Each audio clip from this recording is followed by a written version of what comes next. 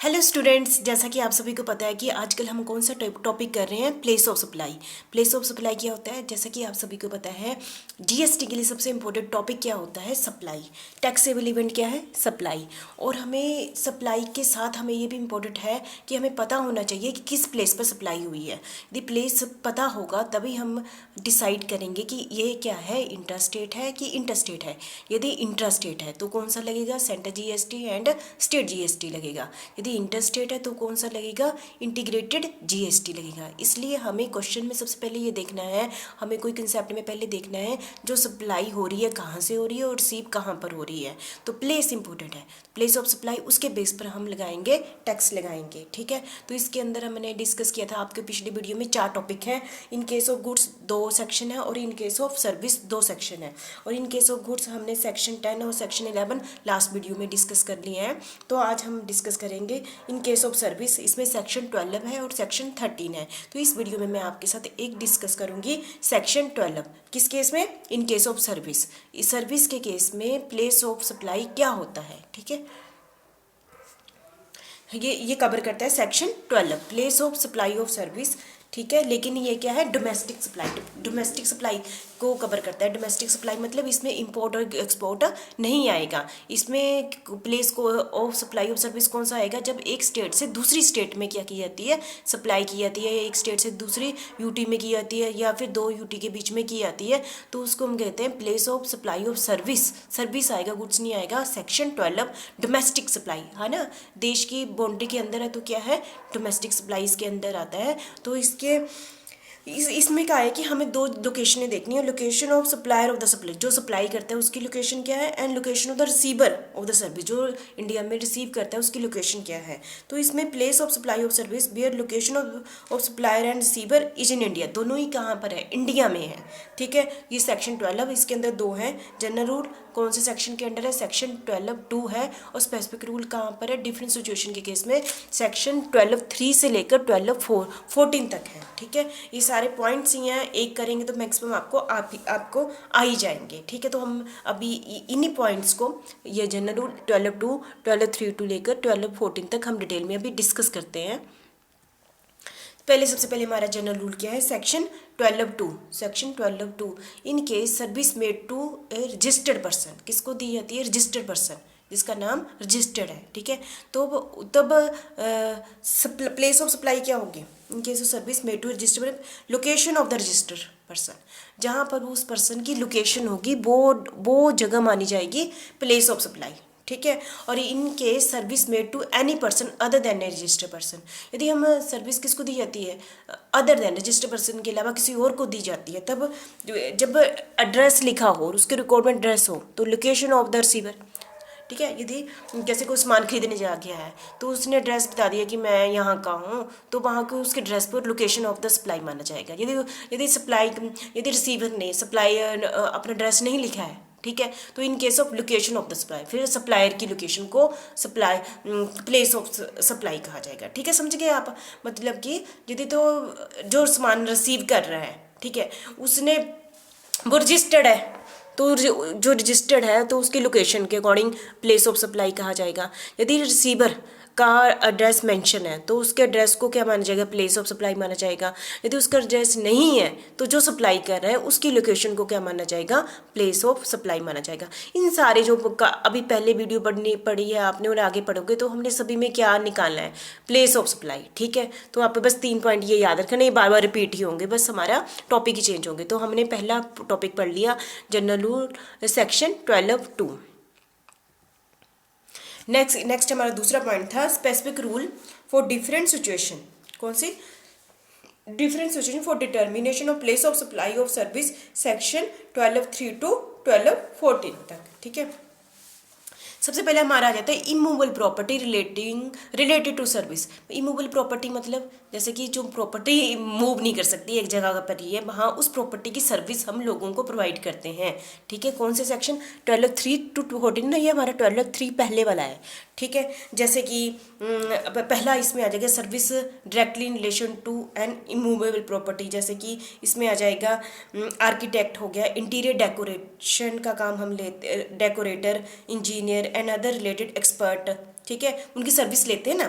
तो service provided by way of grant of right to use immovable property और for carrying out ordinary of construction work, ठीक है, जो ऐसी property जो हम सर्विस ले रहे हैं, ठीक है, उस केस में, ठीक है। दूसरा पॉइंट हमें इसका इन सभी का एक ही रिजल्ट होगा, मैं बताती हूँ अभी। पहले आप देख लो इमूवेबल प्रॉपर्टी में कौन सी सर्विस ऐड की जाती है। दूसरा है हमारा service by way of accommodation, hotel, जैसे आप कहीं होटल में जाते हो ना, है ना, एकोमोडेशन लेते हो तो वहाँ पर आप सर्विस लेते हो, जैसे एक रात को रहे, दो दिन के लिए रहे तो सर्विस लेते हैं, तो उस केस में सप्लाई ऑफ सर्विस, है ना, सप्लाई, तो उसका कौन सा प्लेस माना जाएगा, ठीक है।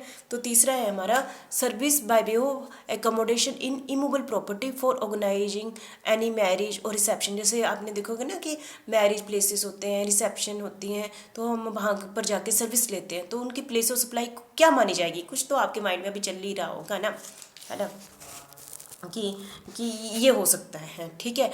और डी है हमारा सर्विस ऑन्सिलरी टू द सर्विस, ऐसी सर्विस जो सर्विस को सपोर्ट कर रही है, ठीक है, वो है सेक्शन 12(2)(a)(b)(c), है ना, ये इसके अंडर आते हैं। ये चारों केस ओके, ठीक है, मतलब कि पॉइंट्स हैं, ये चारों पॉइंट में क्या है, इमूवेबल प्रॉपर्टी, जैसे कि हमने होटल का कमरा ले लिया रहने के लिए, हमने मैरिज पैलेस ले लिया, है ना, तो हमने इमूवेबल प्रॉपर्टी है, ये सारी कौन सी इमूवेबल सर्विस ले ली, ठीक है। उस केस में प्लेस ऑफ सप्लाई क्या होगी, आपके माइंड में आ गया, हमने कौन से सेक्शन पढ़ने हैं, सेक्शन 12(3) पढ़ने हैं, तो उस केस में हमारी क्या होगी, जैसे आप देख रहे हैं ना सेक्शन 12(3) के under, if property is located in India, यदि वो इंडिया में है प्रॉपर्टी, ठीक है, जैसे मैरिज पैलेस हो गया, हमने होटल में गए, तो उस केस में सप्लाई ऑफ सर्विस क्या होगी, if property is located in India, तो location at which immovable property is located, जहाँ पर उस प्लेस को माना जाएगा। यदि हमने होटल लिया है पंजाब का, तो प्लेस ऑफ सप्लाई क्या होगी, पंजाब होगा।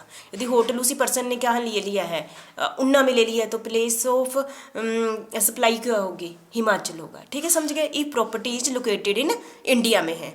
दूसरा पॉइंट है ई property is located outside India, तब यदि प्रॉपर्टी क्या है आउटसाइड इंडिया, तब लोकेशन ऑफ द रिसीवर, जिसने वो सर्विस ली हुई है, तो उस रिसीवर की लोकेशन के बेस पर हम क्या निकालेंगे, प्लेस ऑफ सप्लाई। याद हो गया आपको। इफ प्रॉपर्टी जहाँ पर, पहली बात है इंडिया में है तो इंडिया की बात है, यदि प्रॉपर्टी जहाँ पर होगी, जहाँ पर सर्विस ली है हमने जाके, तो प्लेस ऑफ सप्लाई वहाँ होगी। यदि प्रॉपर्टी क्या है इंडिया के बाहर है, तो जहाँ जिस लोकेशन पर रिसीवर ने वो सर्विस ली है, तो वो वाली लोकेशन को क्या मानेंगे, प्लेस ऑफ सप्लाई, ठीक है। चारों पॉइंट का एक ही आंसर है हमारा। पहला पॉइंट हमारा हो गया, सेक्शन 12(3) हो गया।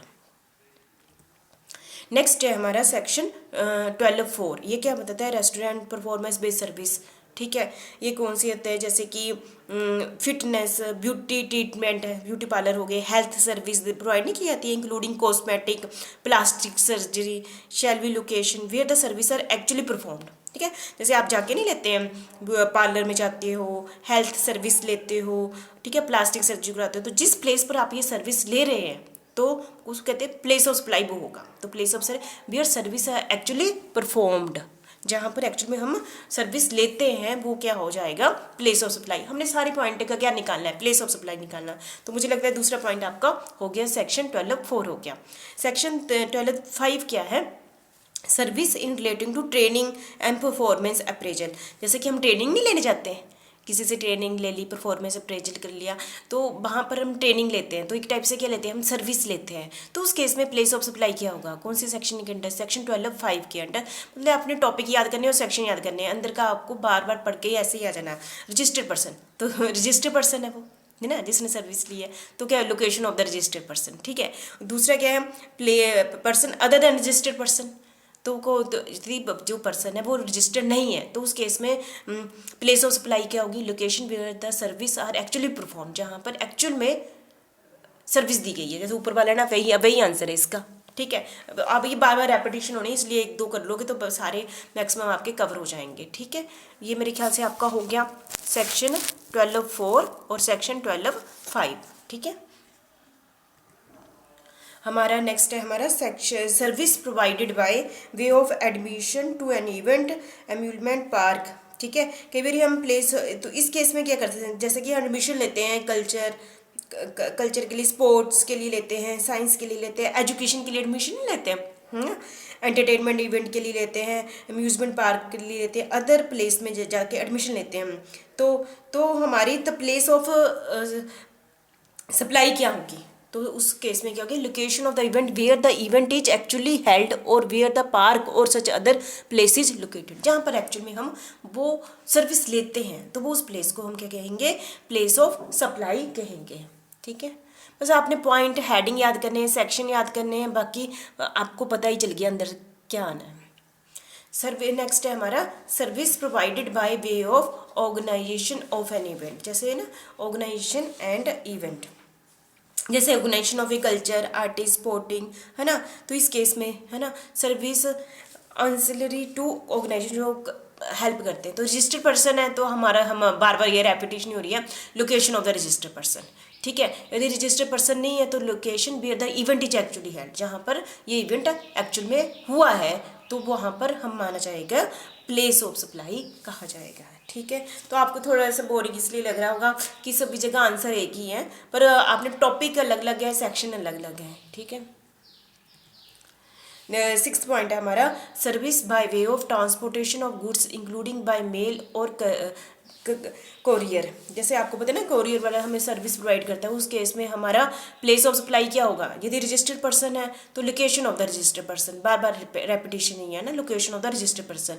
यदि रजिस्टर्ड पर्सन नहीं है तो उस केस में क्या होगा, location at which goods are handed over for their transportation, जहाँ पर वो गुड्स क्या दी है, दे दी गई है ट्रांसपोर्टेशन, जैसे कोरियर वाला हमारे पास आया, उसने हमें दे दी, वो सामान पकड़ा दिया, तो क्या होगा हमारा प्लेस ऑफ सप्लाई, वहाँ पर जहाँ पर उसने हमें पकड़ाया वो हमारा क्या हो गया, प्लेस ऑफ सप्लाई हो गया। ठीक है, next thank you very much. ये हमारे 6 पॉइंट है, मैंने आपको क्या करा रही हूँ, सेक्शन 12 करा रही हूँ, जिसमें हमने डिस्कस किया यदि इंडिया के अंदर ही एक स्टेट से दूसरी स्टेट में सप्लाई हो रही है तो वो वाले पॉइंट्स, इसमें हम कर रहे थे सेक्शन 12(3) से लेकर सेक्शन 12(8) तक कर लिया हमने, सेक्शन 12(2) भी कर लिया हमने पहले जनरल रूल में, स्पेसिफिक रूल में 12(3) से 8 तक कर लिया। हम नेक्स्ट जो थोड़े हमारे पॉइंट रह गए वो हम नेक्स्ट वीडियो में करते हैं क्योंकि लंबी जा रही है। Thank you very much.